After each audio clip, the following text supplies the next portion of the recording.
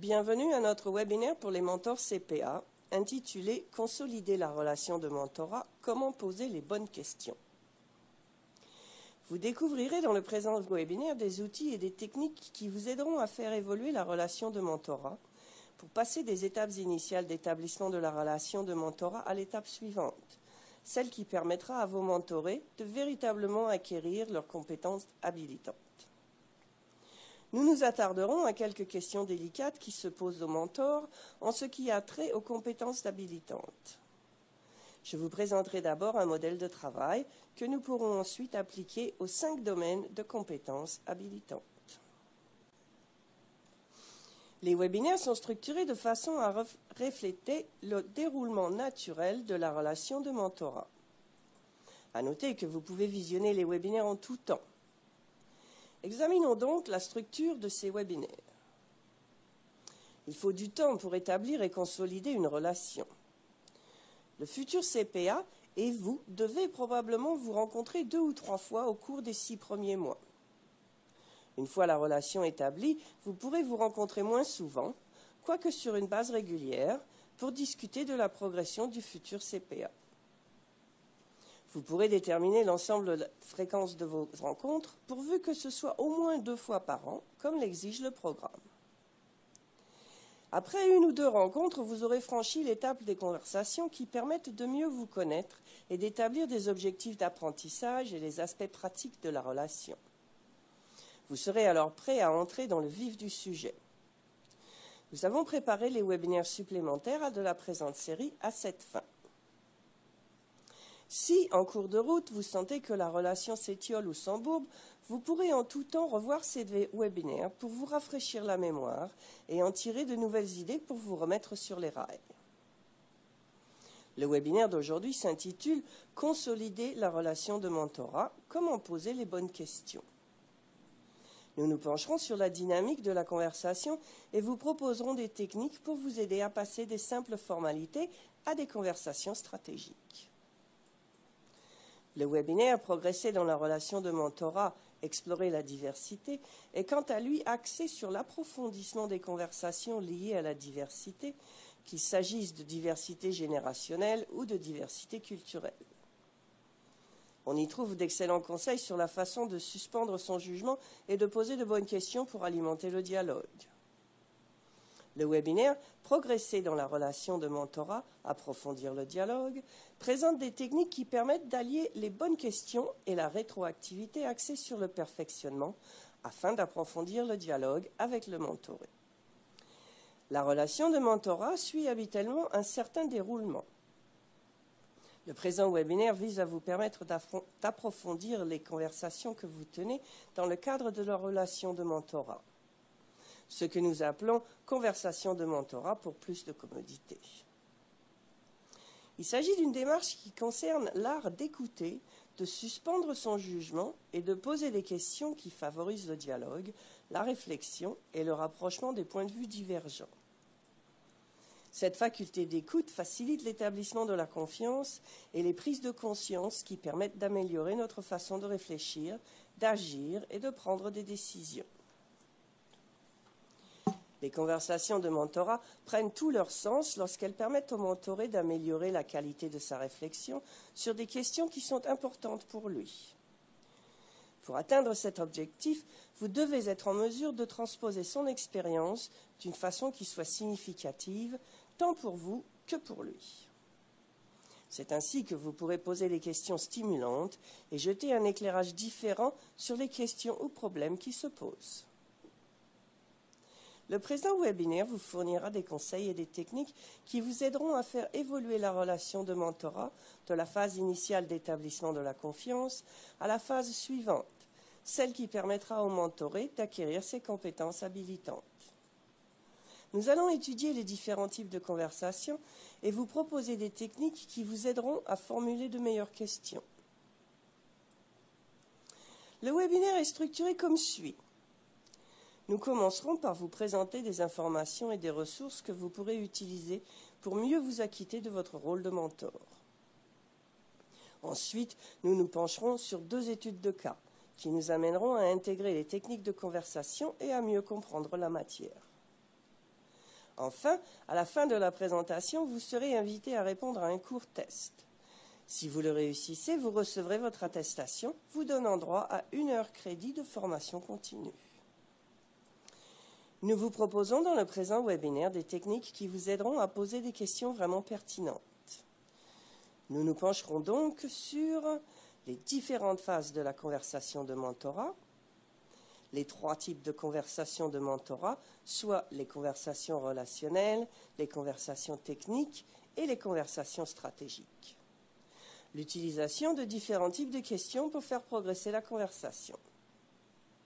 Et nous verrons comment les besoins et les sentiments sont à l'origine des comportements, comment raconter une bonne histoire, et comment poser des questions qui bousculent la façon de penser et les présomptions du mentoré. Les processus de réflexion sont très difficiles à mener par soi-même. Il faut souvent des mois, parfois des années, avant de trouver un sens à une expérience que nous avons vécue. Les mentors peuvent accélérer la réflexion au moyen d'une écoute et d'un questionnement approfondi. Pour les mentors, il s'agit d'acquérir une capacité de leadership poussée, ce qui nécessite de la réflexion et de la pratique. Cette capacité permet de stimuler le dialogue, de favoriser la réflexion, d'atténuer les divergences et de réduire les conflits.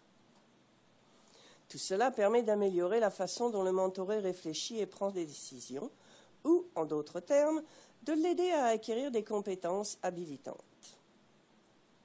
Les bénéfices de ce travail vont bien au-delà des relations de mentorat et amènent le mentor à mieux gérer un grand nombre d'autres relations, que ce soit avec des gens, des dirigeants et des gestionnaires, et même ses relations personnelles. Pour le mentoré, il s'agit d'apprendre des choses qui ne s'apprennent pas autrement. L'expérience pourrait être décrite comme une série de conversations plus ou moins structurées qui, au bout du compte, lui permettent d'améliorer le rendement, de se rapprocher de ses objectifs et de réfléchir et de prendre les décisions plus efficacement. Entrons maintenant dans le vif du sujet avec une question que se posent souvent les mentors. Maintenant que j'ai rencontré mon mentoré et appris à le connaître, comment puis-je aller au fond des choses dans nos conversations de mentorat ? Les conversations de mentorat suivent un certain déroulement, c'est-à-dire qu'elles passent de l'étape où l'on tente d'établir la relation à celle où l'on répond à des questions techniques, c'est-à-dire le comment des choses, pour finalement devenir des conversations stratégiques. Les conversations qui servent à établir la relation sont axées sur la connaissance de l'autre.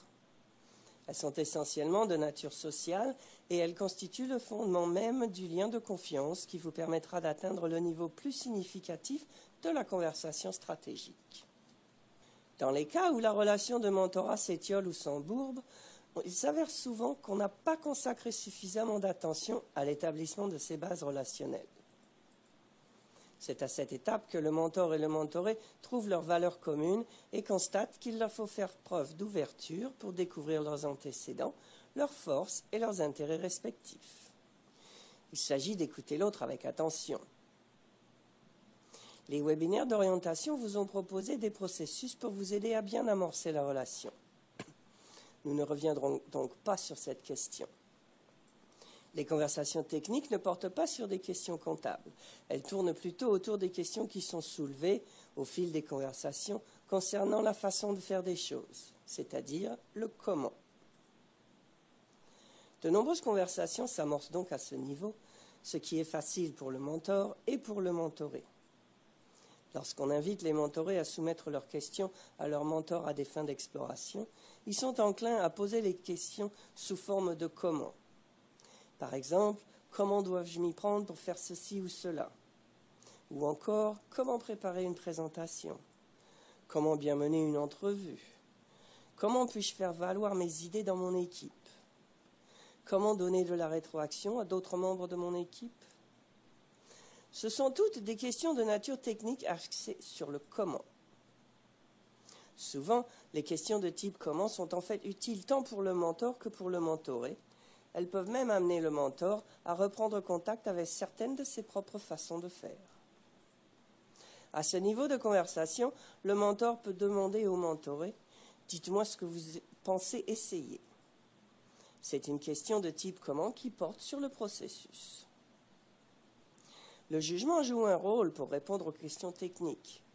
Nous verrons la question du jugement plus en détail au cours du webinaire et comment suspendre son jugement pour pouvoir passer aux conversations stratégiques.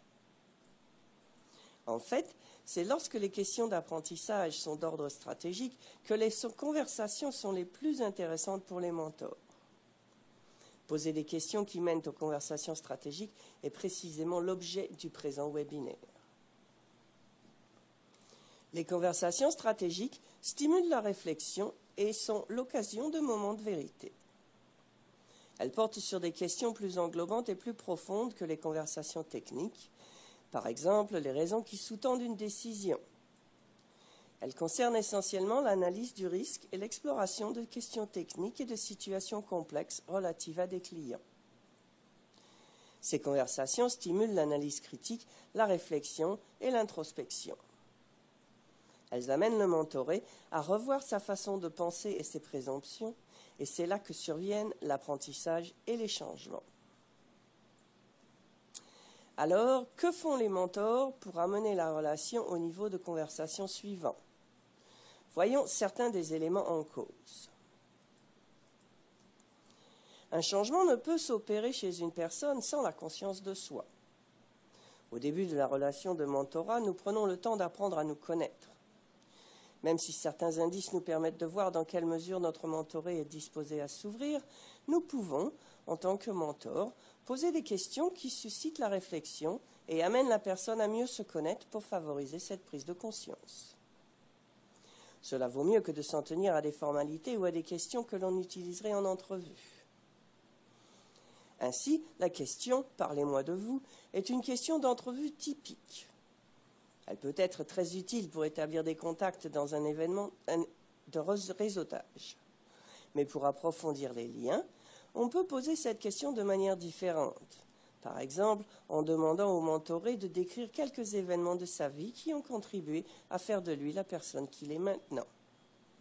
Cette question stimulera la réflexion et favorisera davantage la conscience de soi. L'écoute offerte par le mentor évolue naturellement elle aussi, car elle n'est pas superficielle. Elle n'est pas d'ordre social, elle va plus loin. Lorsque le mentoré se révèle, plus le mentor augmente son niveau d'écoute. Les liens établis deviennent alors beaucoup plus forts. Voici une autre question typique qui, légèrement reformulée, donne souvent lieu à une réponse beaucoup plus significative et introspective. Si, au lieu de demander « Alors, pourquoi avez-vous choisi la comptabilité ?» on demande plutôt « Qu'est-ce qui vous a amené à choisir la comptabilité ?» la réponse sera davantage réfléchie. Voyons un autre exemple, lié cette fois-ci à l'amélioration de la performance. Si l'on modifie légèrement la question, quel type de commentaire avez-vous reçu sur votre rendement ? En demandant plutôt « Que devriez-vous changer sur le plan personnel pour devenir le professionnel que vous voulez être ?» on amènera la personne à réfléchir plus longuement. Au début de la relation, les mentors et les mentorés poseront des questions de nature plutôt technique. Le terme technique n'ayant pas trait à la comptabilité ici. Pour un mentor, ces questions ressembleront à « Qu'est-il arrivé ?» et puis ensuite « Comment avez-vous réagi ?» Comment pourriez-vous faire cela différemment la prochaine fois ? Toutes ces questions permettent d'obtenir de l'information sur les processus et les contenus. Elles vivent naturellement au mentor et ce sont des questions de nature plutôt technique. Les questions que nous venons de voir sont toutes des bonnes questions. Cependant, nous voulons en arriver à poser des questions plus profondes qui amèneront nos mentorés à voir les choses sous un angle différent. Une fois qu'un lien de confiance sera bien établi, il deviendra possible de passer aux conversations stratégiques et le mentor pourra alors utiliser certaines techniques pour faciliter la transition. Les conversations techniques qui portent sur le comment des choses sont davantage liées à l'exercice du jugement qu'à la prise de conscience. Avant de passer aux conversations stratégiques, nous allons donc examiner de plus près le rôle du jugement dans le mentorat. Le jugement se définit comme la capacité de juger, de prendre une décision ou de faire une opinion de manière objective. C'est un processus interne qui s'exécute à la vitesse de l'éclair. Ce processus interne fonctionne à peu près comme suit. D'abord, nous remarquons de petits éléments d'information dans notre espace mental et dans notre environnement général. L'espace mental correspond à notre monde intérieur de connaissances, d'expériences, de jugements et d'observations. Ceux-ci peuvent être positifs, neutres ou négatifs. Il s'agit de notre discours intérieur. L'environnement général correspond au monde extérieur et à notre façon de l'observer, de nous y situer et de le transporter dans notre espace mental. Ensuite, nous donnons un sens aux éléments d'information remarqués, posons des hypothèses et établissons un plan d'action. Tout cela se fait en une fraction de seconde. C'est parfois le temps qu'il faut pour éviter un grave accident de la route. Mais, à l'opposé, cette fraction de seconde peut être aussi suffisante pour bloquer complètement notre capacité à demeurer ouvert et d'explorer quelque chose de différent. En tant que mentor, nous devons être conscients du fonctionnement de notre propre processus de jugement afin de pouvoir l'utiliser efficacement pour exposer et poser des questions qui stimuleront la réflexion. Nous allons maintenant nous pencher un peu sur ce processus. Pour passer du jugement à l'apprentissage, voyons quelles sont les questions que nous entendons couramment dans les relations de travail et qui sont fondées sur des jugements. Nous entendons des choses comme « Où est le problème ? Pourquoi ça a fonctionné d'après toi ? Pourquoi ça n'a pas fonctionné d'après toi ? Selon toi, qu'est-ce qui pourrait changer ou améliorer les choses ? Ou simplement, pourquoi s'en faire avec ça ? Toutes ces questions reposent sur un jugement. Comment pouvons-nous les formuler pour qu'elles nous apprennent quelque chose ? Voici quelques exemples. Qu'est-ce qui est intéressant dans cette situation ? Qu'est-ce qui ferait du projet un succès ? Qu'est-ce que ça signifierait pour toi si une telle chose se produisait ? En quoi telle ou telle chose pourrait-elle faire une différence ? Ces questions dénotent de la curiosité. On peut donc recevoir nos questions en nous demandant « Que voulons-nous savoir, au fond ?» Comme le mentorat suppose un état d'esprit axé sur l'apprentissage, c'est un cadre sûr pour suspendre des jugements et ses présomptions. Parfois, il suffit d'une nanoseconde pour le faire et d'autres fois, il faut beaucoup plus de temps de réflexion. Donc, voici comment s'y prendre pour suspendre son jugement. Il faut prendre conscience de la réaction et du sentiment naturel et viscéral que nous éprouvons. Nous y reviendrons dans un instant. Je veux d'abord vous présenter toutes les étapes. Il faut ensuite mettre son jugement en suspens, faire preuve de curiosité et s'engager dans une exploration ouverte. Ensuite, il faut écouter attentivement et bloquer le processus naturel qui mène à réagir. Je sais que c'est plus facile à dire qu'à faire, surtout pour des gens qui sont formés pour fournir des conseils professionnels. Donc, pour passer au niveau suivant, posez quelques bonnes questions qui peuvent commencer par quoi, quand, où, comment ou qui. Ces questions font ressortir le sens des choses. En fait, pour faire passer des conversations au troisième niveau, c'est-à-dire celui de la connaissance et de la compréhension de soi, il suffit de formuler nos questions en nous demandant « Que voulons-nous savoir au fond ?» Nous allons maintenant explorer un peu plus en profondeur ces réactions viscérales que nous avons tous devant certains événements. Elles procèdent en quelque sorte d'une loi de la nature, à savoir tout ce que nous faisons vise à répondre à un besoin. Une bonne façon de comprendre cela est de penser à ce qui arrive souvent aux personnes qui se servent de plusieurs outils technologiques. Disons que j'ai besoin que ma journée soit bien planifiée et que le fait de gérer moi-même mon temps me procure une grande liberté. Je commence donc ma journée en ouvrant Outlook pour lire mes courriels, consulter mon calendrier, planifier ma semaine, et je m'aperçois que ma messagerie ne fonctionne pas. J'ouvre donc ma messagerie web.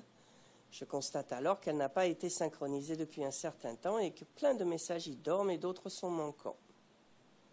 Je prends alors conscience de ce que je ressens. Je suis contrarié, fâché, frustré. Mon besoin d'ordre, de clarté et de liberté n'est pas satisfait. Je ressens le besoin de faire immédiatement quelque chose pour réfréner ce sentiment et satisfaire mes besoins. Lorsque j'ai conscience de mes besoins et du fait qu'ils sont à l'origine de mes comportements, je peux faire différentes choses. Je peux faire des choix. Je peux choisir un comportement qui correspond mieux à mes besoins. Je peux être davantage consciente des besoins des autres et y être plus ouverte. Et je peux élaborer des stratégies qui me serviront mieux ou qui me permettront de mieux suivre les autres. Revenons à mon exemple. Si je choisis de réagir de façon émotive à ma frustration de ne pas pouvoir utiliser Outlook et que je dirige cette frustration vers la personne qui me répondra au service à la clientèle, il est fort probable que cette personne aura très peu envie de m'aider à résoudre mon problème et que je n'arriverai pas à satisfaire mes besoins. Par contre, comme j'ai pris conscience de mon sentiment, je peux modifier ma stratégie. Je peux être ouverte et positive et il est alors plus probable que je puisse répondre à mes besoins. Il y aura une solution au problème. Voilà un exemple très simple d'un processus que vous pouvez utiliser vous aussi. Et pour traiter les questions d'éthique ou les processus décisionnels plus complexes, vous verrez qu'il fonctionne très bien. Résumons ce que nous venons de voir. Nous avons exploré les 3 types de conversations de mentorat. Nous avons examiné le rôle du jugement et la façon de mettre celui-ci en suspens. Et nous avons vu l'effet de nos sentiments et de nos besoins sur notre comportement. Maintenant, nous allons faire la synthèse de tout cela pour poser des questions qui bousculent les façons de penser et les présomptions. C'est ce qui vous permettra d'amener vos conversations au niveau stratégique. Faisons un petit rappel concernant le processus de réflexion fondé sur les questions « Quoi, qu'en ressort-il » et « Par la suite » de notre modèle de mentorat. D'abord, il faut beaucoup de pratique pour parvenir à bien écouter. Ensuite, c'est en réfléchissant à nos actions et nos expériences passées que nous apprenons. Mais il est extrêmement difficile de parvenir par soi-même à une réflexion significative qui aboutit à une transformation des idées, des points de vue, des actions et des comportements. Les conversations de mentorat sont des réflexions dirigées qui favorisent les occasions de s'améliorer. Nous allons intégrer et appliquer ce que nous venons de voir à 2 cas. D'abord, celui d'une mentorée qui a des difficultés avec un client interne, puis celui d'un mentoré qui a un problème de nature éthique. Voici donc nos études de cas. Voici le scénario. La mentorée explique qu'un de ses clients internes, le directeur des communications de l'entreprise, fait des remarques désobligeantes à l'endroit de la contrôleure de l'entreprise, qui est sa patronne. Cela s'est produit plus d'une fois et cette situation commence vraiment à la déranger. Elle me demande donc conseil, à moi, son mentor. La question « quoi » du processus de réflexion amène un examen, un retour, une réflexion sur ce qui s'est passé. D'abord, il nous faut, en tant que mentor, observer notre propre réaction viscérale à son histoire. Cette histoire nous rappelle-t-elle une situation que nous avons nous-mêmes vécue? Prenez conscience de cette réaction et suspendez les jugements qu'elle provoque. Les jugements peuvent prendre différentes formes. On peut par exemple se dire que faire des remarques désobligeantes devant un subalterne à propos du patron de celui-ci, c'est un manque de professionnalisme, que c'est de mauvais goût, que les directeurs des communications n'est plus digne de confiance. En gros, on peut poser des jugements négatifs qui peuvent engendrer des sentiments ou des réactions comme de la surprise, de l'anxiété, de la confusion, voire de la peine. Nous pouvons utiliser des sentiments que nous éprouvons nous-mêmes pour poser des questions qui amèneront la mentorée à découvrir ses propres sentiments. Ainsi, la question pourrait être « Peux-tu décrire ce qui te dérange dans cette situation ?» Ou encore « Que ressens-tu par rapport à la situation ? De la frustration? De la colère ?» Votre mentorée prendra un instant pour réfléchir à ce qu'elle ressent et pourrait reprendre la situation qui la met mal à l'aise. Qu'elle est gênée pour son patron, ou encore que la situation est gênante pour elle-même. On voit donc que le fait d'être conscient de nos propres sentiments nous permet de les utiliser pour mieux identifier les sentiments et les besoins de la mentorée par rapport à la situation. Si vous ne prenez pas le temps de prendre conscience de vos propres émotions, la conversation suivra un cours complètement différent et pourrait donner lieu à des faux pas. Si vous passez en revue de façon détaillée les circonstances entourant les remarques désobligeantes, vous demeurerez probablement à un niveau de conversation technique qui portera uniquement sur le processus ou le comment des choses. Ce que l'on veut, c'est atteindre le niveau des conversations stratégiques plus éclairantes. Nous allons donc suivre la piste des sentiments, des besoins et du sens pour savoir ce qu'il en ressort de manière à pouvoir utiliser les besoins. Donc nous pouvons demander « Qu'est-ce qui te met mal à l'aise ?» La mentorée pourrait répondre qu'elle veut que sa patronne soit respectée et qu'elle a elle-même besoin de la respecter et de lui faire confiance. Et que, par ailleurs, le directeur des communications est aussi son client et qu'elle se demande s'il ne fait pas des remarques du genre à son sujet dès qu'elle a le dos tourné. Cela nous amène à la question « Qu'en ressort-il ?» qui correspond au processus de compréhension. On peut alors demander « Quel type de relation souhaites-tu avoir ?» Comment souhaites-tu que la relation se déroule avec ton client, avec ta patronne ? Selon toi, qu'est-ce qui est important pour eux dans cette relation ? Ce processus d'exploration donne lieu à un véritable apprentissage dont l'intégration vous permet à tous deux, d'élaborer une stratégie différente pour aller de l'avant. Enfin, la question, et par la suite, permettra d'amener la mentorée à s'engager à poser de nouvelles actions, à adopter de nouveaux comportements, de nouvelles façons de voir et de faire des choses, et de nouvelles façons d'être. La question pourrait être, par exemple, « Que feras-tu pour gérer cette relation différemment à l'avenir ?» Le fait de formuler des questions exemptes de jugement et de critique et d'éviter celles qui pourraient placer le mentoré sur la défensive est une marque de respect à son endroit. Il est donc bon de transformer les pourquoi en questions exploratoires qui commencent avec quoi, où, quand, comment et qui. Ainsi, plutôt que de demander « Pourquoi as-tu fait ceci ou cela ?», essayez quelque chose de différent, comme « Aide-moi à comprendre quelles étaient tes motivations ». Soyez attentifs au choix et au rythme des questions. Il est utile de se questionner d'abord soi-même et de prendre un peu de recul. Demandez-vous, par exemple, qu'est-ce qui me motive à poser une série de questions en particulier ? Est-ce pour satisfaire ma propre curiosité ou pour aider mon mentoré dans sa réflexion ? Bien sûr, on a parfois besoin de plus d'informations pour bien comprendre le contexte, mais il faut alors s'assurer que le moment est bien choisi pour les demander. Ce qu'il faut éviter en tant que mentor, c'est de monopoliser la conversation. Les très bonnes questions se présentent d'elles-mêmes lorsqu'on laisse au mentoré l'espace voulu pour qu'il raconte son histoire. Laissez-le suivre le fil de sa pensée jusqu'au bout. Soyez prudent lorsque vous posez des questions de type « pourquoi ?», car les pourquoi invitent à la remise en question. Le but n'est pas d'éviter les questions de type « pourquoi ?», mais bien de les poser au moment opportun, c'est-à-dire lorsque le moment est venu pour une remise en question. Donc, pour transformer un « pourquoi » en une question qui n'entraîne pas de remise en question, convertissez-le en « quoi ». Cela vous permettra de réfléchir et vous donnera le temps d'en faire une question stimulante. Voici une question courante. Pourquoi est-ce important ? Que l'on peut transformer comme suit. À quel besoin cela répond-il pour toi ? Ou qu'est-ce qui fait que c'est important pour ton patron ou ton client ?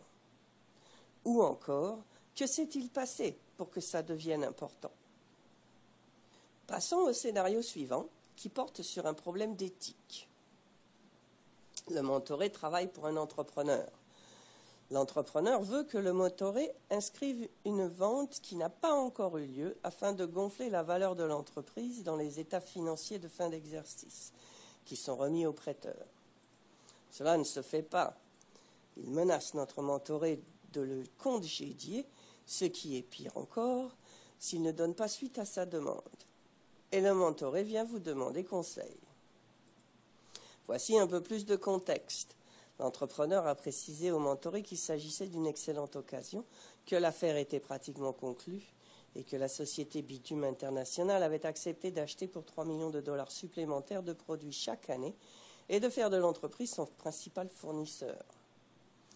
Il a ajouté que c'était dans la poche et qu'il voulait donc que le mentoré inscrive l'opération dans les états financiers du trimestre en cours. Le mentoré lui a indiqué qu'il ne pouvait inscrire l'opération qu'une fois que la vente aurait effectivement eu lieu. L'entrepreneur lui a répondu de ne pas s'arrêter à des détails et il a répété qu'il voulait que la transaction soit enregistrée pour donner confiance au prêteur. Il lui a également précisé qu'il pouvait aussi bien lui trouver un remplaçant. Voilà une situation très délicate. Voyons comment elle s'inscrit dans le quoi de notre modèle de mentorat. Le quoi vise à faire un examen en retour. C'est une réflexion sur ce qui s'est passé. Donc, observez d'abord votre propre réaction face à cette histoire. Que vous rappelle-t-elle? Une situation que vous avez vécue? Prenez conscience de cette réaction et suspendez les jugements qu'elle provoque. Rappelez-vous que les jugements peuvent prendre différentes formes. On peut par exemple dire c'est un manque de professionnalisme ou des états financiers exacts peuvent entraîner beaucoup de problèmes avec les prêteurs et avec le fisc. Différents sentiments peuvent faire surface et vous pouvez par exemple être surpris, inquiet, confus, peut-être même fâché que votre mentoré soit traité de cette façon.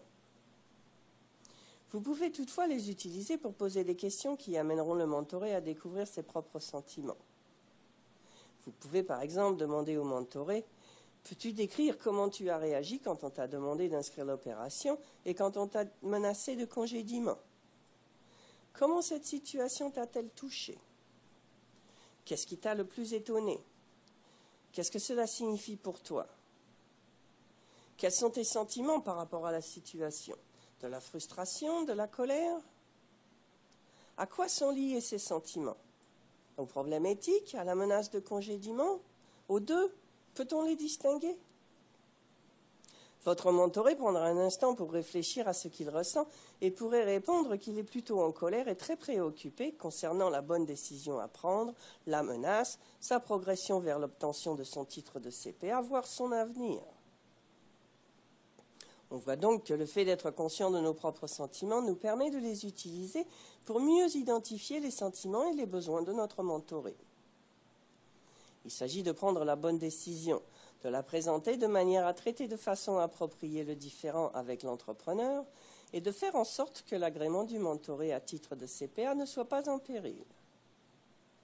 Si vous examinez en détail les circonstances entourant ce problème d'éthique, vous demeurerez probablement à un niveau de conversation technique qui portera uniquement sur le processus. Comme nous voulons atteindre un niveau de conversation stratégique plus éclairant, nous allons suivre la piste des sentiments, des besoins et du sens pour savoir ce qui en ressort.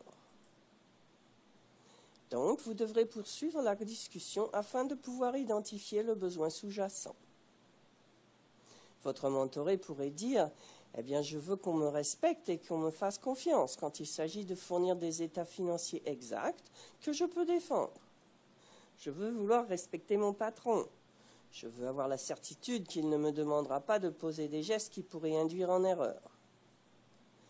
J'ai besoin de pouvoir lui faire confiance et je veux obtenir mon titre de CPA. » Nous passerions donc à la question « Qu'en ressort-il ?» qui correspond au processus de compréhension. Voici une série de questions que l'on pourrait poser. Comment souhaites-tu que la relation avec ton patron se déroule? Selon toi, qu'est-ce qui est important pour lui dans cette relation? Et qu'est-ce qui aurait pu faciliter les choses? Qu'est-ce qui est important pour les prêteurs?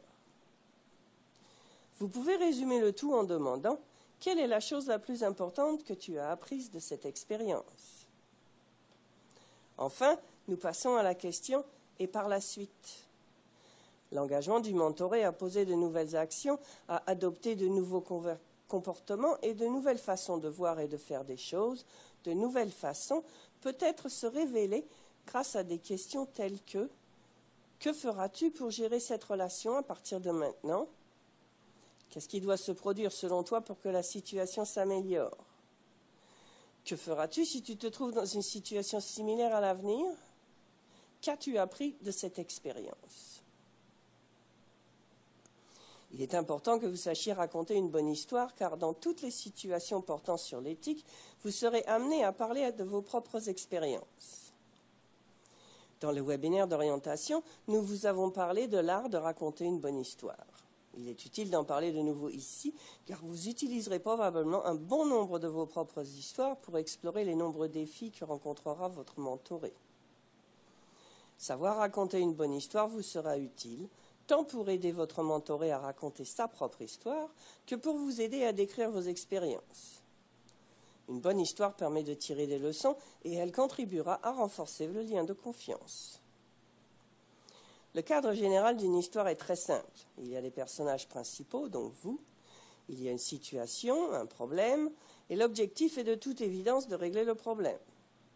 Il y a aussi tous les efforts et tentatives déployés pour atteindre l'objectif et les événements qui ont compliqué la situation. Enfin, il y a le dénouement. Donc, les bonnes questions amènent non seulement l'autre personne à réfléchir, mais aussi à réfléchir différemment. La plupart des mentors et des conseillers me disent que la conversation ne pose pas beaucoup de difficultés au début.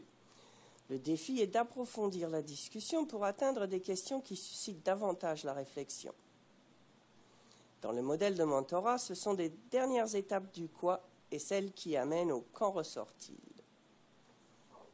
Même si vos questions vous seront inspirées par le sujet ou la situation dont votre mentoré voudra discuter, il vous sera utile d'avoir un répertoire de bonnes questions à utiliser et à adapter pour explorer la situation avec assurance avec votre mentoré. Nous examinons ces questions dans les prochaines diapositives. Je les ai rattachées aux compétences habilitantes. Ces questions sont les questions du type « Qu'en ressort-il » ? Ce qu'il faut garder en tête, c'est qu'il ne s'agit pas d'un exercice préparatoire pour le CPA. Ce sont des outils qui vous aideront à peaufiner vos compétences en tant que mentor. Pour chacun des ensembles des questions que j'ai préparées pour vous, il y a des documents à télécharger. Donc, nous voulons pouvoir modifier les questions. Souvent, les questions que nous posons sont de nature descriptive. Qu'est-il arrivé? Et ensuite, mais encore? Cette orientation limite la conversation aux tâches et aux processus. La méthode des 5 pourquoi, dont vous avez peut-être entendu parler en accompagnement professionnel, a le même effet. Elle tend à maintenir la réflexion de votre mentoré au niveau des tâches et des processus. Nous voulons modifier les questions pour les orienter vers les besoins, les sentiments et les sens afin d'arriver à des conversations stratégiques. Donc, la question « Qu'as-tu appris aujourd'hui » peut devenir « Quelle question as-tu posée » ? Qu'est-il arrivé avec X peut devenir « Quelle incidence l'expérience d'X a-t-elle sur toi » ? Où est le problème devient « Qu'est-ce qui est important à tes yeux concernant cette question » ? Quel est ton objectif devient « À quoi veux-tu que ta vie professionnelle ressemble » ? Ce sont toutes de bonnes questions. Voyons maintenant comment rattacher ces questions aux compétences habilitantes. Voyons d'abord ce qui a trait au comportement professionnel et éthique. J'ai pris quelques questions techniques axées sur les tâches et les processus et je les ai converties en questions stratégiques. Donc, que sais-tu de la situation devient alors « Comment cette situation te touche-t-elle » ? Qui sont les parties prenantes devient « Qu'est-ce qui est important pour chaque partie prenante ?» Que disent les règles et les politiques devient donc « Quels sont les différents points de vue et les possibilités ?»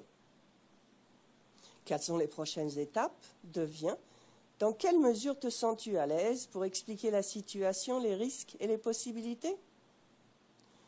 Vous pouvez télécharger un document concernant des questions relatives au comportement professionnel et éthique. Vous y trouverez une série de questions que vous pourrez consulter en tout temps. Passons maintenant à la résolution de problèmes et à la prise de décision. La résolution de problèmes pose souvent un défi de taille au mentoré, car bien des gens se sentent peu à l'aise en matière de créativité et d'innovation. Le mentor cherchera donc à encourager les mentorés à trouver des solutions novatrices aux problèmes, à voir les choses sous un angle différent et à prendre en compte différentes variables dans leur analyse. Si nous nous en tenions aux questions dites techniques, nous demanderions « Et quoi d'autre ? Quelles sont les conséquences ?» Ou encore « Qui est-ce que cela touche ?» Pour passer à des questions plus stratégiques, il faut demander « Dans quelle mesure cela est-il important pour toi ? Y a-t-il des choses que tu n'as pas vues et qui étaient importantes ?» De fait, cette dernière question est une très bonne question, parce que la réponse sera « Eh bien, si je n'ai pas remarqué, je ne peux pas savoir. » On voit donc que ce type de question amènera le mentoré à élargir sa réflexion. Vous pouvez demander « Quelle sera la conséquence d'une bonne ou d'une mauvaise décision dans ce cas-ci ?» Et voici d'autres bonnes questions. Qu'est-ce qui n'a pas fonctionné par le passé et que faudrait-il faire pour que cela fonctionne maintenant ? Supposons que tu fasses le contraire et que ce que tu ferais normalement, quel pourrait être le résultat ? Qu'est-ce que tu as présumé quant à ce qui serait important ? Encore une fois, vous trouverez le document à télécharger, une série de très bonnes questions stratégiques que vous pouvez utiliser. Passons maintenant à la communication. Voilà une autre compétence sur laquelle je travaille énormément avec mes mentorés afin de les aider à peaufiner leur écoute, leur compréhension et leur capacité de rédaction, de persuasion et de négociation. Il y a beaucoup à dire sur ce sujet. La question « Comment t'y prends-tu pour faire valoir ton opinion ?» est une question technique.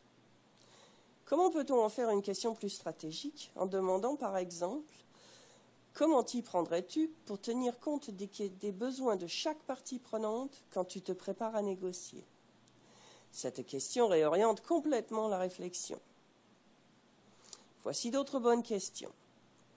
Pourrais-tu me dire ce qui est important pour chacun des membres de ton équipe ? Comment aiment-ils recevoir l'information ? Quelle est leur façon de travailler ? Quel est leur style de communication ? Si tu voulais convaincre chacun des membres de ton équipe de déjeuner avec toi, comment aborderais-tu chaque personne ? En quoi ton approche serait-elle différente pour chaque personne ?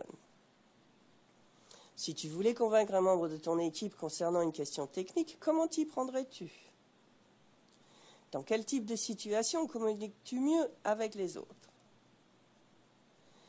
Certaines personnes sont très à l'aise dans les tête-à-tête ou en petits groupes, mais beaucoup moins en gros groupes. Certains sont à l'aise avec leurs supérieurs, d'autres s'en tirent mieux avec leurs collègues. Voilà autant d'éléments à explorer avec votre mentoré. Enfin, une de mes questions préférées à ce chapitre est « Si tu étais ton propre interlocuteur, te trouverais-tu convaincant ?» L'autonomie est une autre compétence habilitante. Il s'agit de la capacité de gérer ses propres tâches, de rechercher la rétroaction et d'en tenir compte pour améliorer son comportement, de connaître et de dépasser ses limites et de savoir demander conseil au besoin. Certaines questions pertinentes à ce chapitre sont assez simples. Par exemple, le mentoré peut se demander « Dans quelle mesure est-ce que je fais bien mon travail ?» Et pour élargir sa réflexion, quelle est la rétroaction que je me donne à moi-même ? On peut en faire des questions stratégiques comme « Quels sont les messages que tu ne veux pas entendre ?» Que pourrais-tu faire pour avoir une plus grande ouverture à l'égard des commentaires qu'on te fait ? Ou encore, l'une de mes questions préférées, si tu écoutais à leur insu 2 de tes collègues parler de toi, que penses-tu qu'ils diraient ? Vous pouvez susciter beaucoup de réflexions avec ce type de questions. Nous pourrions consacrer beaucoup de temps aux questions relatives au travail en équipe et en leadership. Encore une fois, une pleine page de questions à télécharger est à votre disposition. Le travail en équipe et le leadership continuent un domaine où il y a beaucoup à explorer. De manière générale, on peut être exposé à 3 types de conflits. D'abord, il y a les conflits relationnels, dans lesquels des émotions, des besoins ou des valeurs s'opposent ou qui découlent d'un manque de confiance. Les aversions personnelles entrent dans cette catégorie. Un autre type de conflit concerne les tâches, la façon de faire les choses et les processus, par exemple l'attribution des ressources pour la réalisation d'une tâche. Les conflits relatifs aux tâches et aux processus peuvent en fait être positifs si nous cherchons à obtenir de nouveaux points de vue et de nouvelles idées, ou être négatifs si, par exemple, on cherche à défendre son territoire ou une façon d'être. Il est très intéressant pour les mentors de discuter des différents types de conflits avec leurs mentorés pour les amener à cibler les problèmes, à distinguer les problèmes relationnels des problèmes relatifs aux tâches et aux processus, et à trouver des façons pratiques de surmonter ces problèmes ou de composer avec la situation. Là encore, il existe toute une série de questions techniques pertinentes. Par exemple, comment comprends-tu les besoins de tes collègues? Comment comprends-tu les besoins de tes clients? Comment ton équipe a-t-elle établi ses processus standards? Comment vous êtes-vous engagés mutuellement à assumer des responsabilités qui en découlent? Que peux-tu faire pour aider les autres à faire mieux leur travail? Voilà autant de très bonnes questions à poser. En résumé, les bonnes conversations de mentorat fournissent une occasion de réflexion qui nous permet de comprendre les questions qui nous préoccupent. Ces conversations fournissent un cadre sûr pour l'exploration d'enjeux et de problèmes. Elles nous aident à définir les étapes qui mènent à la résolution des problèmes. Elles favorisent la réflexion et nous aident à prendre conscience de nos sentiments dans différentes situations. Elles nous amènent à examiner les questions sous un nouvel angle. Autrement dit, les bonnes conversations de mentorat nous permettent d'approfondir notre réflexion et notre compréhension pour faire ressortir une série de possibilités complètement différentes, franchir d'autres étapes et obtenir des résultats qui ne pourraient pas se révéler autrement. Et pour terminer, voici une autre très bonne question. Maintenant, où en êtes-vous dans votre réflexion sur cette expérience ou sur cette question? Je vous laisse réfléchir à cette question.